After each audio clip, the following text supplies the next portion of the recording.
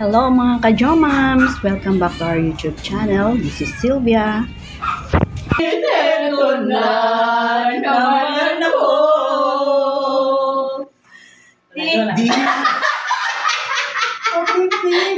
Go!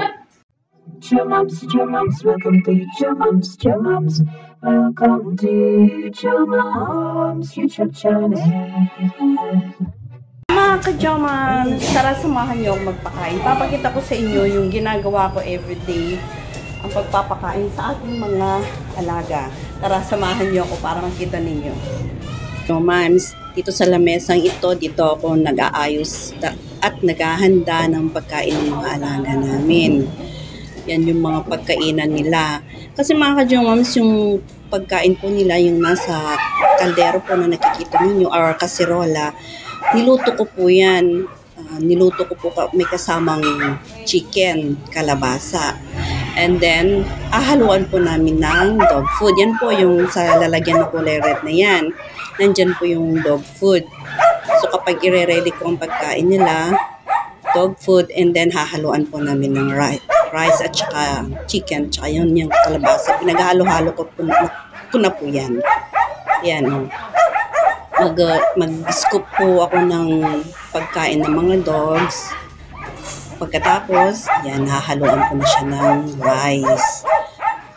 Pino po yan kasi mga ka-Jomams, pinipino ko na yung mga gulay na ihinahalo ko dyan. Para lahat sila malagyan, hindi yung may marami sa iba, konti sa iba, para pantay-pantay yung mga pagkain na napupunta sa kanila. Yung mga dogs, sila yung inuuna kong pinapakain kasi may ingay yung mga yan. Kagaya nito, yung nakaharap una dito, tahol ng tahol, nagkikita nyo. Si Bornok. Kasi yung una kong pinakain is si Rara at saka si Dos. Nilagay ko sa loob si Dos kasi minsan hindi pa ubos yung pagkain ng isa, kinukuha na niya yung pagkain ng isa. Kaya ganyan. O,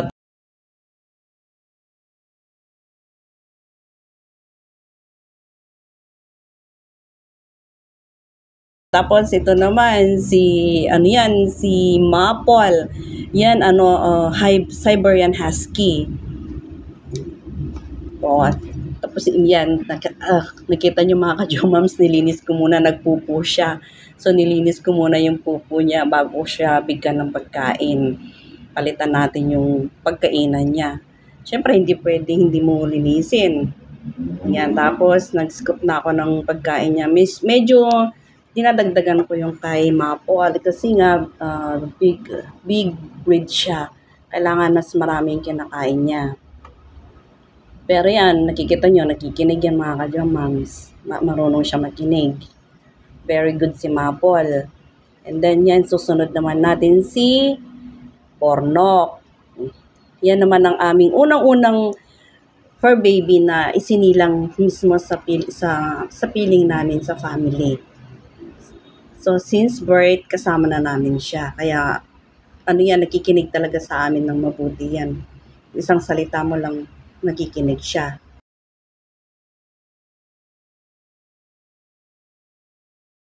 Si Nero, half Shih Tzu, half Chihuahua. Dalawa yan mga ka-Jomams. Ang kwento ng mga yan, dun sa may-ari talaga, hindi na niya kayang alagaan. So, parang ewan ko kung i-dispose na niya o binibenta sa iba. So, ang ginawa namin, kinuha ng bunso kong lalaki at bunso kong babae. Yan. O yung isa, yan si Fury. Pinaghihiwalay ko silang pakainin kasi after nilang kumain, ay nag-aaway sila. Dalawa silang babae pero ang galing nilang mag-away. Tapos ito naman, si Simba, yan, natatakpan. Ang laki ng katawan ko ng mga ka-Jomams, tinakpan ko talaga ang camera. Yan, yung pinakain ko si Simba. Ito naman, si Maxine. Yan, adopted din namin yan. Galing yan sa nakuha yung info sa Noah's Ark. So, yan, kinuha siya ng anak ko. Inadapt siya kaysa gawin siyang pulutan. Dahil nakaready na siyang gawin pulutan. So, isinave namin siya. Kaya, nandito sa amin si Maxine. Ito naman si Simba, ano yan, binigay ni Rosaline, hindi na niya kaya alagaan.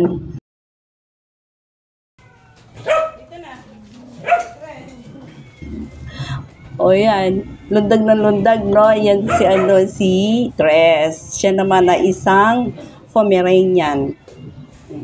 Yan, pag gutom yan, talagang lundag ng lundag. Alam niyo ba mga ka-Jomams, ang mga alaga namin na may mga breed, halos rescue namin. At saka adapt. Kagaya ni Tres, na rescue lang yan ng anak ko sa daan. Dahil muntik na siya masagasaan. So, ang ginawa niya yung best niya para makuha. Yan. Kasi hindi man kami nakakabili ng mga may breed, mga ka-Jomams, kasi wala kaming kakayahan bumili dahil mahal ang mga yan. Tapos, ang mga pangangailangan nila, minsan nakakahingi kami ng tulong kahit papaano.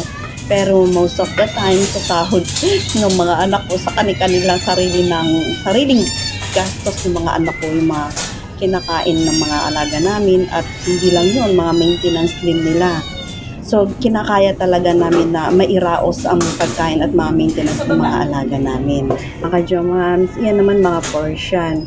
Yung nasa taas na kumakain siya, si Sunshine yan. Si Sunshine naman is inadapt din ng anak kong panganay. Nakita niya yan sa daan, pakalat-kalat. Muntik pa nga masagasaan kaya kinuha niya. Maliit pa yan. And then, hindi siya aware na Persian siya. Abang lumalaki, Persian pala. And then, accidentally nabuntis siya kasi meron din ibinigay sa amin na isang Persian Siamese. Kaya yun, nabuntis siya ng anak. Ang dami niyang humihingi or bumibili ng mga anak ni Sunshine. Kaya lang, ayaw ng anak ko kasi natatakot siya na baka gawing breeder yung mga anak. So yun, kinikip lang namin dahil alam mo na mga anak ko, very talaga yan, animal lovers talaga sila. Ayan naman, yan mga ka-Jomams, itong mga kumakain na to is nakahiwalay sila kasi may mga sakit sila. Kasi nakikita nyo pa, may mga sugat sila. Kaya naka-isolate muna sila, nakahiwalay muna sila. So, pero minimake sure namin na yun, nalilinis namin at nabibigyan sila ng pagkain ng mabuti. Then yung mga pagkain nila is may mga gamot din para gumaling din sila sa mga karamdaman nila.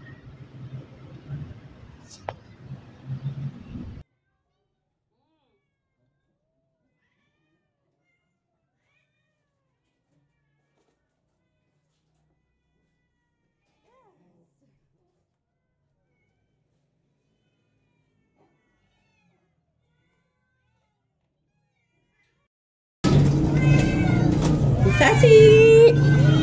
Sassy ko!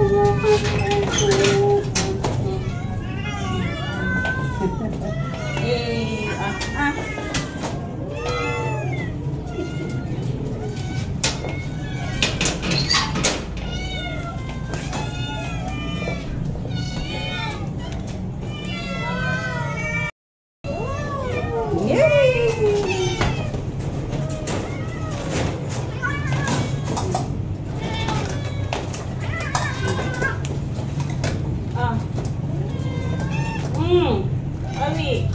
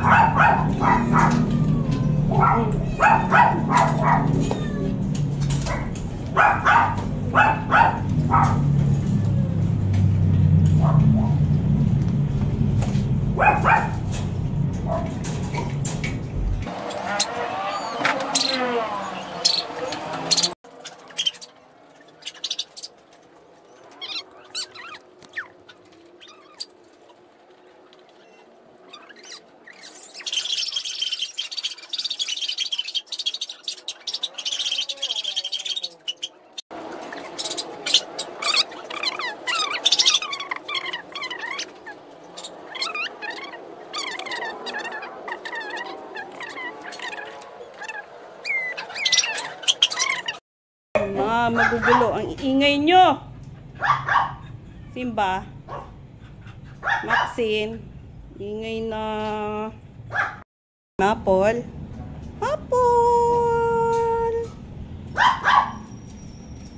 Ang nananahimik, kuya. Knock. So,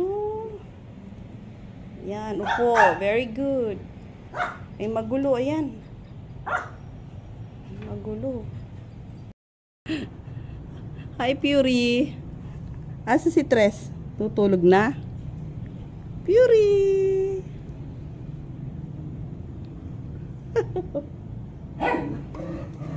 Fury! Yan po mga ka-Jomams, pinakita ko po sa inyo ang isa sa aking daily routine. Everyday po na ginagawa ko yan, magpakain po sa mga alaga. And maglinis syempre kasama na yun dun. So yan, sana mga ka-Jomams, nag-enjoy kayo sa panonood sa pagpapakain ko sa kanila. See you in our next vlog. Bye-bye! Please don't forget to like, share, and subscribe. Bye mga ka-Jomams! Like, share, and subscribe!